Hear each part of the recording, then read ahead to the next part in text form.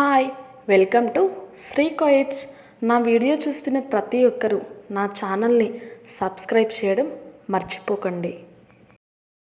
కొడుకు నిలబడాలా పడిపోవాలా అనేది నీ కోడలి మీద ఆధారపడి ఉంది. నీ పురిటి నొప్పులను పరిచయం చేసిన తల్లికి నీ గెలుపు గొప్పలు కూడా పరిచయం చేయి. మాటలు లేకపోతే గుర్తులుండవా? గుర్తులు లేకపోతే అసలు జీవితం ఉండదా? జ్ఞాపకాలకి మరణమే మరుపు, కానీ మరుపుకి మరణమేది? మొదలుపెట్టిన కథ ముగిసిపోయింది అనుకుంటా. మరో కొత్త కథ కోసం ముందుకు వెళ్తున్నావు. ఈ కథలో అయినా జాగ్రత్తగా ఉండు, ఎందుకంటే అందరూ నాలా ఉండరు. మనం అనుభవించిన బాధ ఎదుటి వ్యక్తికి అర్థమవ్వాలంటే కొన్ని నిర్ణయాలు కఠినంగానే తీసుకోవాలి.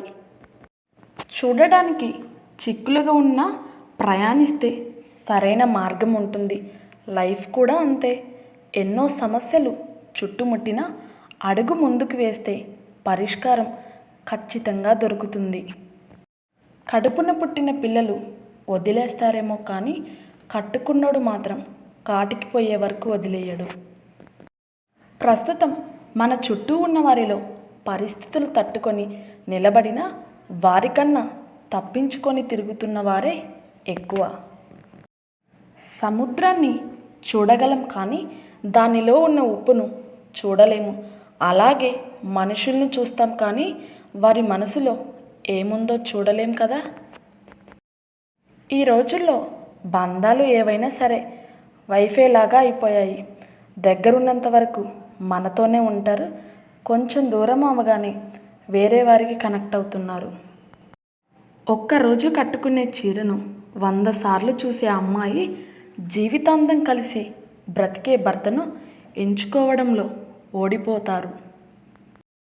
స్విచ్ ఆన్ చేసిన వెంటనే ఫ్యాన్ తిరిగిద్ది, స్విచ్ ఆఫ్ చేయగానే తిరగడం వెంటనే ఆగదు. అట్లానే జీవితంలో కష్టాలు కూడా వెంటనే వస్తాయి, పోవడానికి మాత్రం టైం పట్టిద్ది. డబ్బు మిమ్మల్ని మార్చదు, అది మీ చుట్టూ ఉన్న వ్యక్తులను మారుస్తుంది.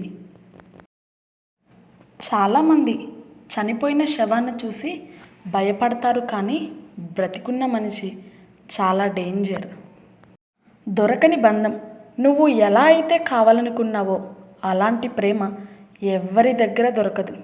ఎందుకంటే అలా ప్రేమించే వాళ్ళందరూ కూడా మోసం చేసి వదిలేసి వాళ్ళనే ప్రేమిస్తారు. నిజాయితీగా ప్రేమించేవాడిని ప్రేమించరు. నిజం చెప్పి బాధ పెట్టొచ్చు కానీ అబద్ధం చెప్పి ఆనందంగా ఉంచకూడదు.